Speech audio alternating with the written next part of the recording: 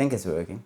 Hey there, welcome back to the channel, The Fatherhood Journey. And today's topic is about what I wish I knew when I had a child. And it's kind of a difficult topic to discuss because I'm not too sure what I wish I knew when I first had a child. As new parents, you obviously go and do some research on children, and you watch a bunch of YouTube videos, and everybody has their own way of doing things and their sort of way of how they bring up children and stuff. But with newborns, it's a bit different. What I do wish most parents would understand, especially with the women, is that in the beginning, the men can hardly do anything because all the baby wants is just milk and they just want their mothers. So for a man to just like wake up as well and sit there with you is kind of pointless because you still need one person in the house to operate and function properly. The mother has her time, her 3 months, and she gets those 3 months leave, where a father doesn't get 3 months leave. A father, I think, only gets like a week. I know I had a week of leave. So for a household to still function, it makes zero sense for a husband to like wake up and help with the baby. Maybe if the wife really needs help. So in the beginning, what I did with my wife, because she had a C-section, so she can't just pick him up. It was very sore and tender. So I had to help her pick him up and give him to her. But then I just went back to the room and just laid there. If she needed my help, she would call me.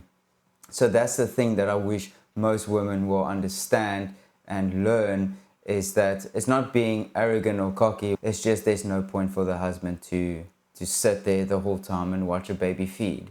It's kind of pointless. And for a household to still function, we still need one person in the household to be able to do what we need to do. So yeah, that's and the good thing, the amazing thing was for me was that my wife understood that. She was the one that knew from the beginning, like, okay, there's no point for me in trying to help her because there's literally nothing I can do for her other than picking him up and giving him to her. So that was the biggest thing, and that was actually kind of amazing for my wife to do that. And other than that, there's nothing really. I mean, everything that you're going to read about and learn on YouTube or do some book studies, everything just comes naturally the day when he or her is born. Is that it's just a natural way, because God created man and woman to reproduce, to raise up kids. It's not a scientific thing. It's literally God made man in his own image, and according to his likeness, he created them, male and female. So he created us with that second nature of being a parent. And I think most people are scared of being parents because they don't know what they need to do or how they're going to do this. And for me, the thing is, don't worry, it just comes naturally. You'll see most of the time you'll do something, but you don't know if this was right.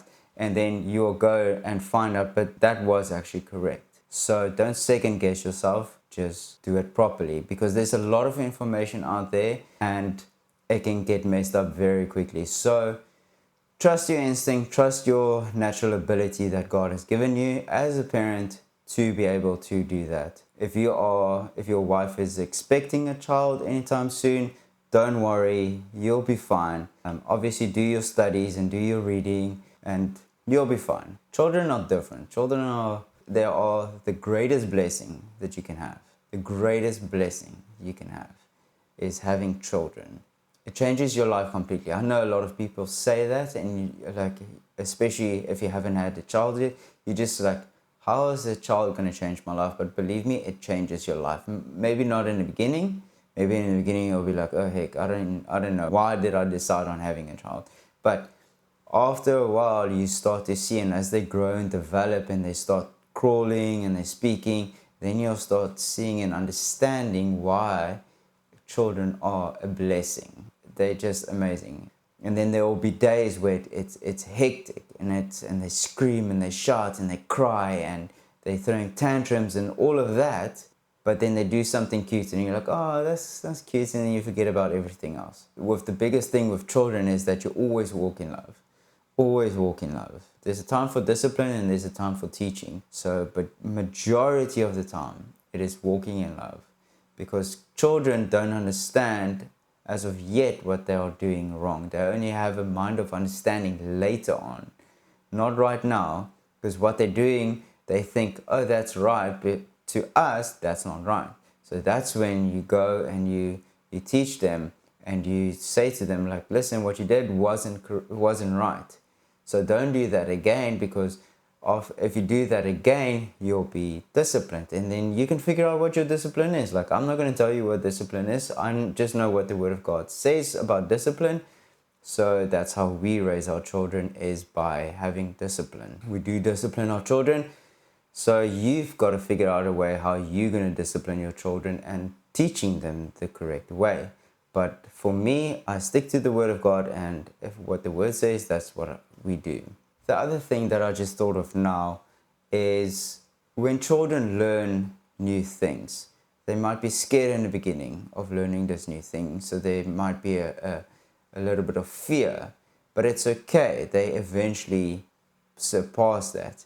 For instance, my oldest son, Noah, he's turning 5 this year, and he was so scared of swimming. So we took him to swimming lessons. So when he was born, he was fine. So we had him in the pool, he was swimming, enjoying everything great. But then lockdown happened and we didn't have much time letting him swim and teaching him.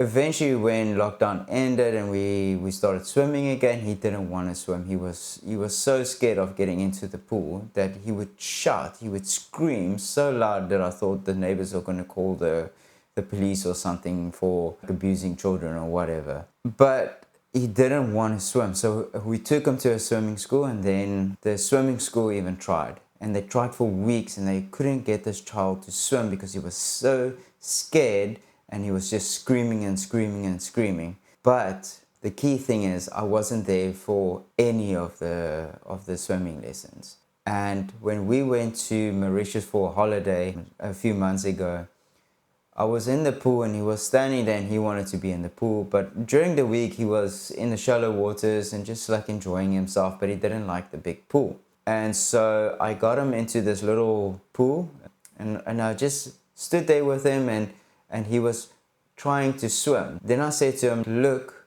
it's not deep, you can stand here. So he was obviously scared because he's like, but we're in water, he can't stand. So I showed him, no, you can stand. So it was just above his neck, and so he could stand like this and he would still breathe, but the water would just cover his chin.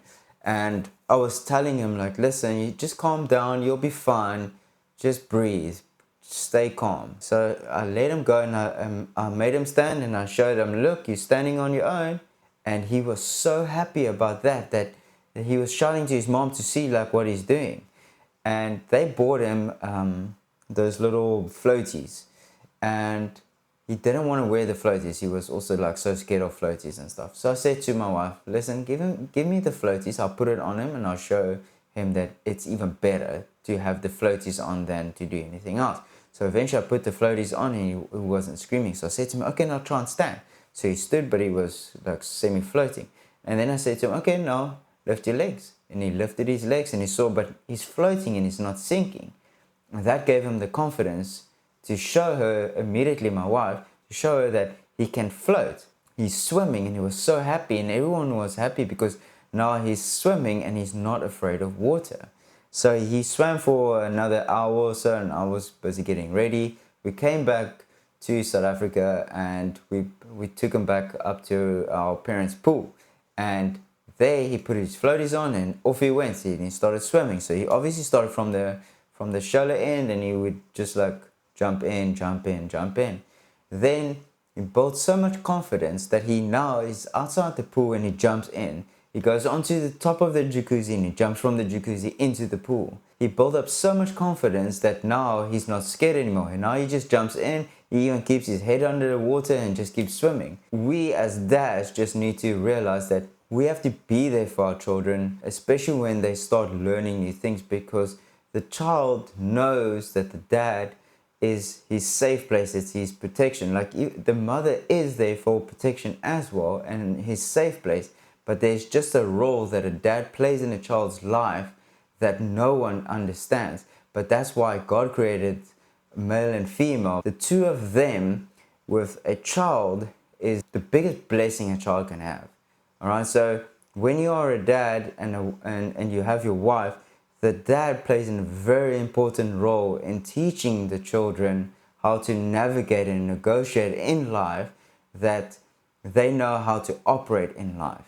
A dad's role is very, very important in a child's life. So don't neglect the role of a father. So just remember that. I think that's the biggest thing that I have learned, is to be a father to my child and to teach them the critical things in life. And that has helped tremendously. And I only realized that after the swimming. Then I started piecing it together and realizing, but he does need me. Because with sports and everything, it's easy. You just teach a child to how to hit a ball and whatever. But if you think deeper, you'll understand that a dad's role is to teach his children everything. Kicking, throwing a ball, swimming, that's a dad's role in teaching the child.